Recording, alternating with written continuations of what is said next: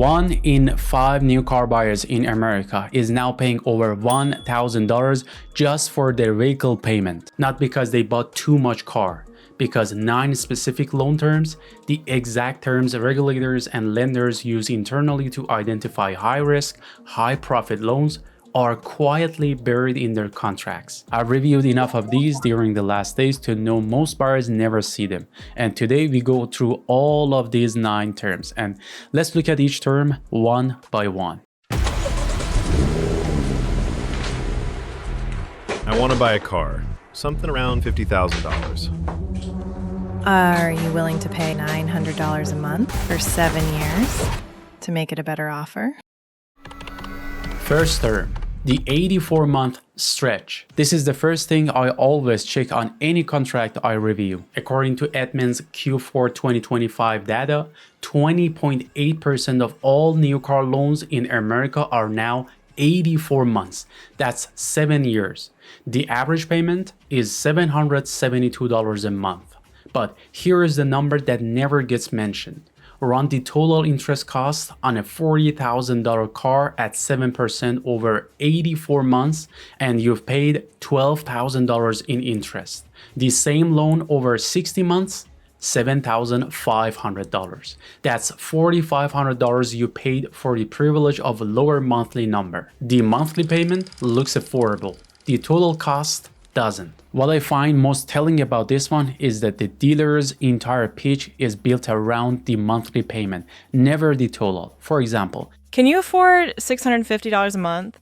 Is totally different question with Can you afford to pay $52,000 for a $40,000 car? They know which one you'll say yes to. It's obvious. So what's your weapon? Before you discuss any financing, open a loan calculator and compare the 60-month versus 84-month total cost side by side.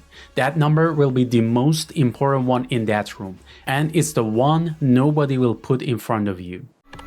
Second term, rolled in negative equity. Here is what I see constantly and it surprises people more than anything else. Edmunds Q4 2025 data shows that 29.3% of trading vehicles right now are underwater, meaning the owner owes more than the car is worth.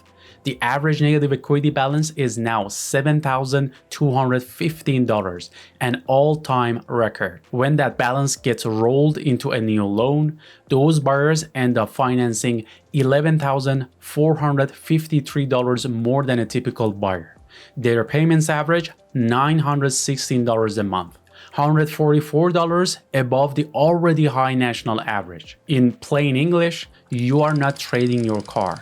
You are trading your car plus your old debt and paying fresh interest on all of it. Rolling negative equity is the automotive equivalent of paying one credit card with another one. You are not solving that problem. You are just sparing it inside a new one with new interest rate attached. And unfortunately, most of the buyers, they don't understand until the 3 years. When try to trade in their cars, they find the cycle just repeated itself. Your weapon, before any trading conversation, call your lender and get your exact payoff amount in writing.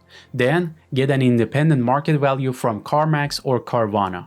If those numbers don't work on your favor, you are not ready to trade. And that's a financial decision, not an emotional one. Just a quick reminder, if you think this video is helping you to understand what is exactly in your contract, please hit the like button and subscribe to Charisma. You can share this video with the others as well. Thank you very much. Let's get back to the rest of these loan terms. Third term, dealer interest rate markup.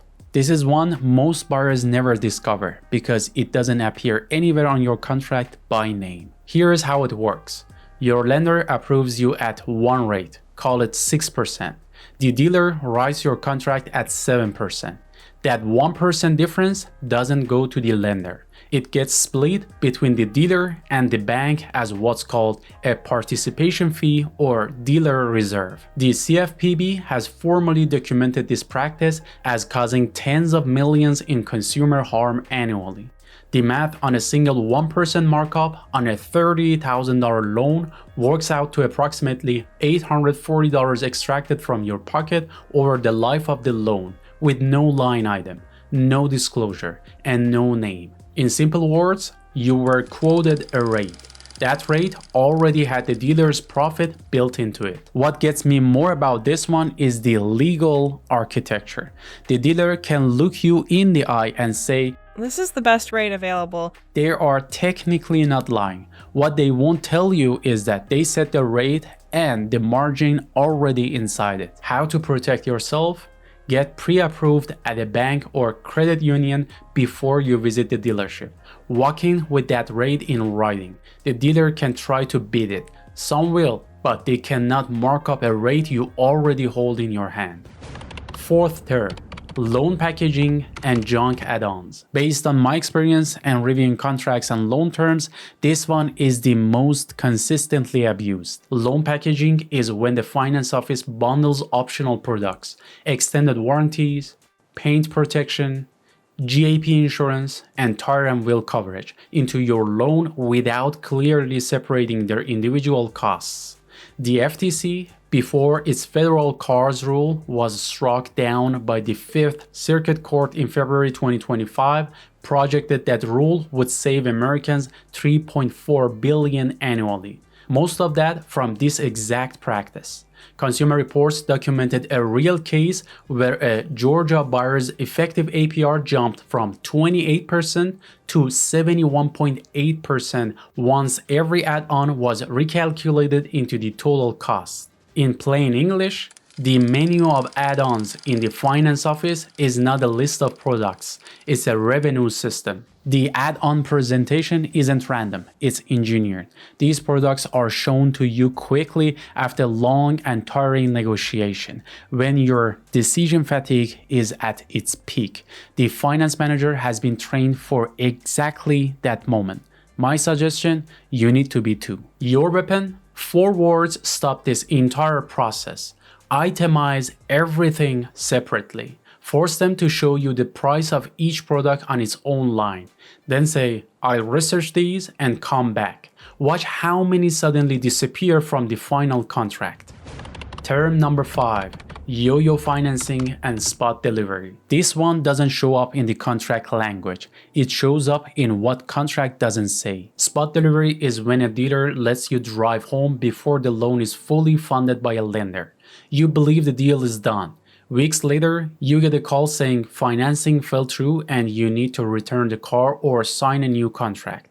Almost always at a higher rate. The Center for Responsible Lending documented this affecting 4.5% of all car buyers, rising to 11 to 12% for subprime buyers and buyers earning under $40,000 annually.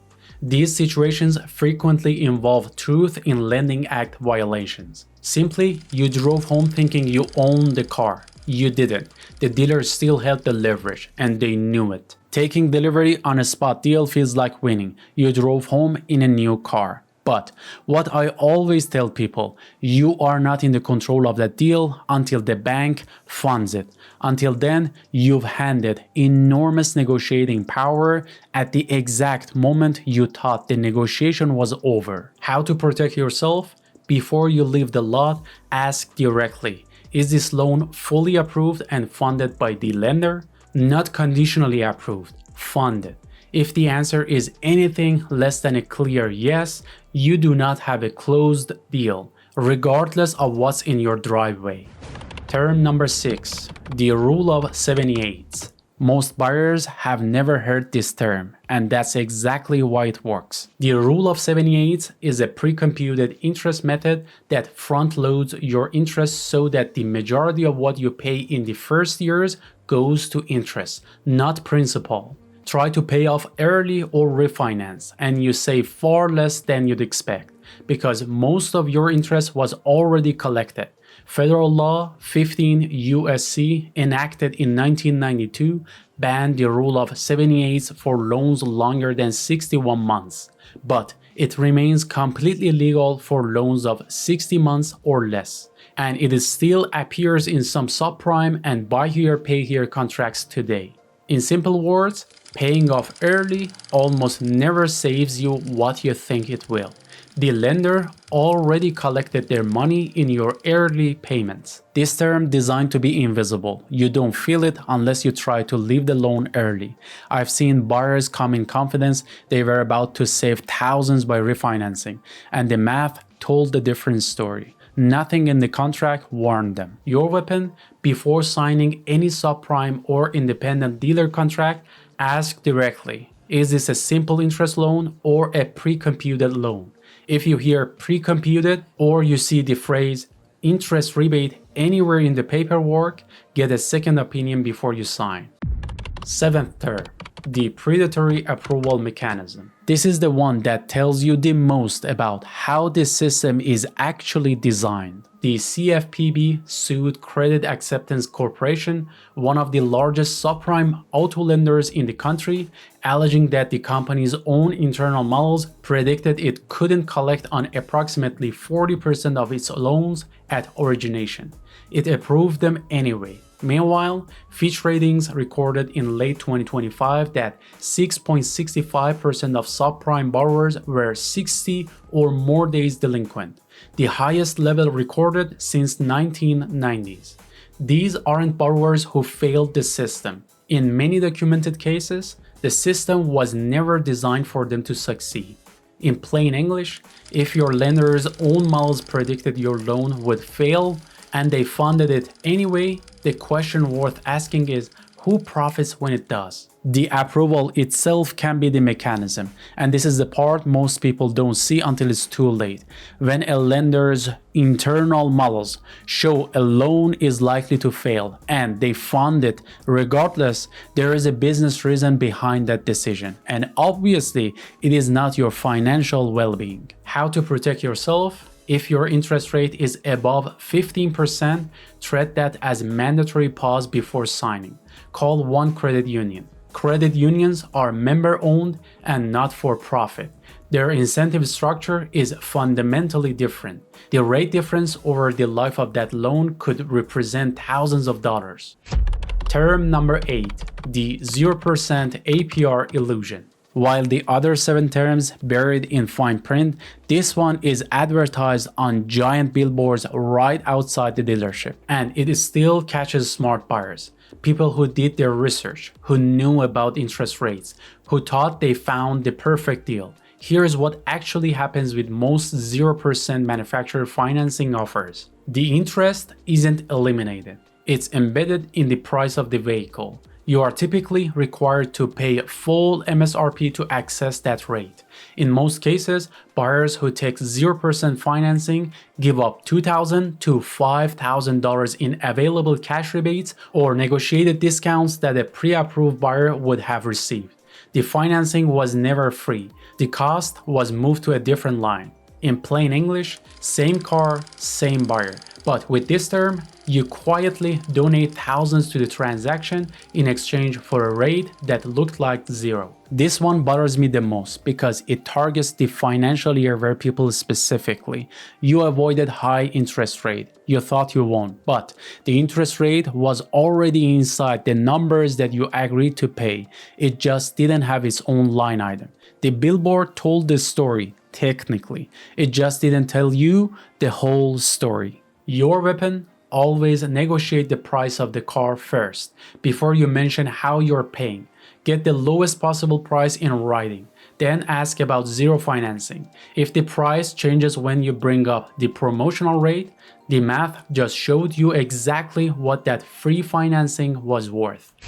And finally, term number 9, the mandatory arbitration clause. Terms 1 through 8 are how the money gets taken. This is how they make sure you can't get it back. A mandatory arbitration clause removes your right to sue in court if any issue with your contract causes you financial harm. Disputes go to a private arbitration company, typically chosen and funded by the same lender you are in dispute with. The Economic Policy Institute has documented that consumers win in arbitration at a fraction of the rate they win in court. And class action suits, which is how most large-scale auto lending abuses have historically been challenged and stopped, are eliminated entirely by this clause. If any of these 9 terms show up in your contract, your loan is waving a red flag.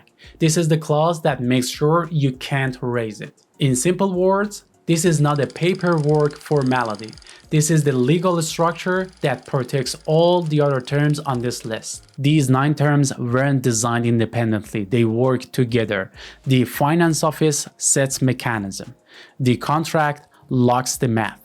And the arbitration clause removes your legal recourse. That is not accident. That is architecture. How to protect?